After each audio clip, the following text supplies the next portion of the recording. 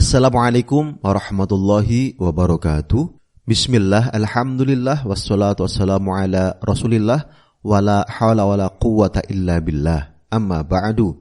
Pendengar Buletin Dakwah Kafah rahimakumullah. Alhamdulillah kembali hadir di tengah-tengah Anda semua Buletin Dakwah Kafah. Kali ini edisi 276. 13 Jumadits Tsaniyah 1444 Hijriah, 6 Januari 2023 Masehi. Kali ini akan mengangkat tema Sistem Ekonomi Islam, Berkah dan Menyejahterakan. Bismillahirrahmanirrahim. Keadilan adalah pilar kehidupan yang amat berharga yang menjadi dambaan umat manusia, termasuk keadilan dalam bidang ekonomi. Kehidupan ekonomi yang berkeadilan menjauhkan manusia dari kepemilikan harta secara zalim. Ekonomi yang adil tidak berpihak hanya pada kelompok tertentu, seraya mengabaikan kaum lemah. Keadaan seperti itu tidak pernah didapatkan oleh manusia dalam ideologi sosialisme, komunisme, maupun kapitalisme. Sosialisme, komunisme sudah bangkrut dan gagal menyejahterakan umat manusia. Kapitalisme pun menciptakan jurang ekonomi yang tinggi, lebih berpihak pada konglomerat, sementara rakyat terus dibebani dengan berbagai pungutan pajak. Pendengar rahimakumullah, keunggulan sistem ekonomi Islam. Sistem ekonomi Islam terbukti menjamin keberkahan dan keadilan, keadaan yang tidak pernah bisa terwujud dalam ideologi selain Islam. Ada 3 hal penyebab Islam mampu menciptakan kehidupan yang berkah dan menyejahterakan. Pertama, setiap muslim, termasuk penguasanya, menjalankan aturan Islam didorong oleh ketakwaan kepada Allah SWT, bukan semata karena motif ekonomi, yakni mendapatkan keuntungan. Nabi SAW bersabda, At-tajirus saduqul aminu ma'an nabiyyina wa siddiqina wa syuhada. Pedagang yang senantiasa jujur dan amanah akan dibangkitkan pada hari kiamat bersama para nabi, siddiqin dan para syuhada. Hadis riwayat At-Tirmidzi. Para penguasa juga diperintahkan oleh Allah SWT untuk menunaikan dan mengelola harta umat sebagai amanah dengan sebaik-baiknya. Demi menjaga kehati-hatian, Khalifah Umar bin Khattab radhiyallahu anhu misalnya sampai memperlakukan harta rakyat seperti harta anak yatim, yang tentu besar dosanya jika harta tersebut diambil secara zalim. Kedua, syariah Islam mencegah konsentrasi kekayaan hanya pada segelintir orang. Dengan begini akan teratasi kesenjangan sosial di tengah masyarakat. Islam mewajibkan negara untuk menghapuskan setiap peluang akumulasi kekayaan hanya pada elit tertentu. Sebagai kepala negara, Rasulullah SAW misalnya pernah membagikan harta rampasan perang Badar hanya kepada kaum muhajirin, bukan kepada kaum ansor, kecuali 2 orang saja di antara mereka yang memang duafa. Hal ini dilakukan sebagai pelaksanaan perintah Allah SWT dalam Quran Surah Al-Hasyr ayat 7. Kaila yakuna dulatan bainal aghniya'i minkum. Supaya harta itu jangan beredar di antara orang-orang kaya saja di antara kalian. Ketiga, Islam telah mengharamkan memakan harta orang lain secara zalim. Allah SWT berfirman dalam Quran Surah An-Nisa ayat 29. Ya ayyuhalladzina amanu la ta'kulu amwalakum bainakum bil batili illa an takuna tijaratan an taradhim minkum. Hai orang-orang yang beriman, janganlah kalian saling memakan harta sesama kalian secara batil atau zalim, kecuali dalam perdagangan yang berlaku atas dasar keridhaan di antara kalian. Menurut As-Sa'di dalam tafsirnya, berkaitan dengan Quran Surah An-Nisa ayat 29 di atas, yang termasuk memakan harta secara zalim adalah mencakup ghasab atau perampasan. Dikutip dari tafsir As-Sa'di halaman 300. Ghasab menurut Dr. Khalid Al-Musyaiqih adalah menguasai hak orang lain, baik hartanya atau hak gunanya secara paksa tanpa alasan yang benar. Dengan demikian, setiap pengambilan harta dari sesama mestilah berdasarkan saling ridho dan sesuai dengan tuntunan syariah Islam. Setiap pengambilan harta dengan cara paksaan atau ghasab dan menyalahi hukum Islam adalah perbuatan zalim, walaupun sedikit. Jika diambil secara zalim, maka Allah SWT mengharamkan pelakunya masuk surga. Nabi SAW bersabda, Manik tata'a haqqam ri'in muslimin biyaminih faqad aujaballahu lahun nar wa harrama alaihil jannah. Faqala lahu rajulun wa in kana syai'an yasiran ya Rasulullah, qala wa in qadiban min arakin. Siapa saja yang mengambil harta saudaranya dengan sumpahnya secara tidak benar, maka Allah mewajibkan dia masuk neraka dan mengharamkan dia masuk surga. Lalu ada seorang bertanya, wahai Rasulullah, meskipun hanya sedikit? Beliau menjawab, meskipun hanya sebatang kayu arak atau kayu untuk siwak. Hadis riwayat Ahmad. Larangan ghasab ini berlaku umum, termasuk oleh penguasa. Dalam syariah Islam, negara diharamkan memungut harta seperti berbagai pajak saat ini tanpa keridhaan rakyat dan bertentangan dengan syariah Islam. Harta rakyat terlindungi oleh hukum-hukum Allah SWT. Negara hanya berhak memungut zakat dari kaum muslim, jizyah dari warga non-muslim, serta kharaj bagi warga muslim ataupun ahlu zimmah yang tinggal di tanah kharajiyah saja. Dalam Islam, pungutan pajak atau dharibah hanya dipungut ketika kas negara dalam keadaan krisis. Artinya, pajak bersifat temporer, sewaktu-waktu atau tidak terus-menerus.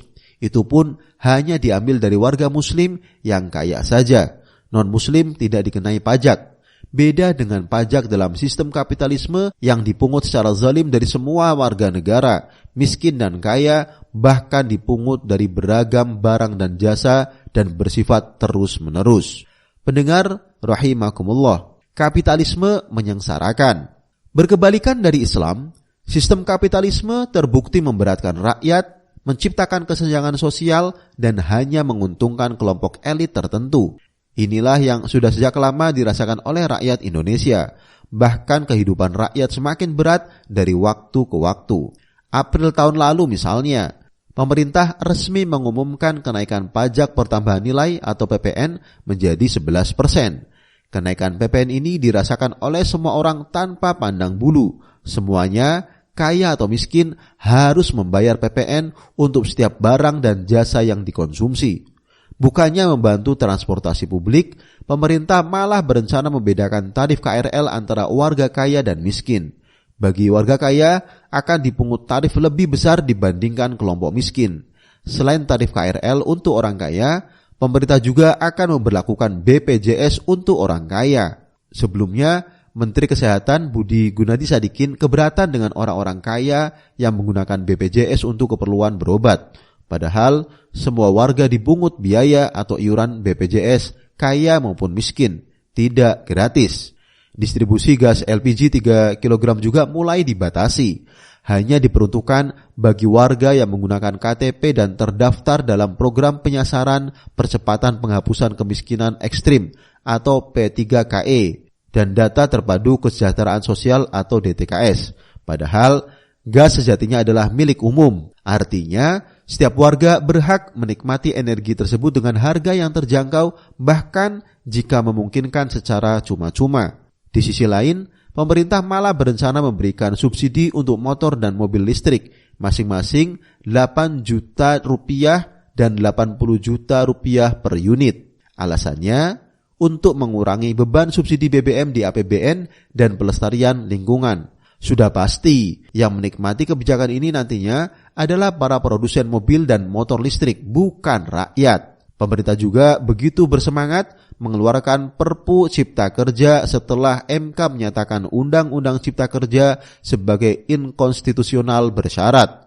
Pemerintah beralasan Perpu dikeluarkan karena perekonomian Indonesia akan menghadapi ancaman resesi global, konflik Ukraina-Rusia, dan ketidakpastian yang masih sangat tinggi. Padahal sejak awal, pengesahan Undang-Undang Omnibus Law sudah banyak dikritik. Pasalnya, undang-undang tersebut hanya menguntungkan para pengusaha alias kaum oligarki serta merugikan masyarakat luas seperti buruh, pemilik lahan, dan para petani. Kesengsaraan lain yang diciptakan kapitalisme adalah kesenjangan pendapatan yang tidak berubah sejak 20 tahun silam. Menurut Tim Nasional Percepatan Penanggulangan Kemiskinan, TNP2K, 1% orang kaya di Indonesia menguasai 50% aset nasional. Kaum oligarki juga menguasai lahan lebih banyak dibandingkan rakyat kebanyakan. Presiden Jokowi mengakui bahwa 1% orang Indonesia menguasai 59% lahan di negeri ini. Majalah Forbes versi Asia pada akhir tahun lalu menyebutkan Pengusaha batu bara Lau Tak Kwong menjadi orang terkaya nomor 1 di Indonesia dengan kekayaan 25,2 miliar US dollar atau 378 triliun rupiah. Asumsi kurs Rp15.000 per dolar Amerika Serikat.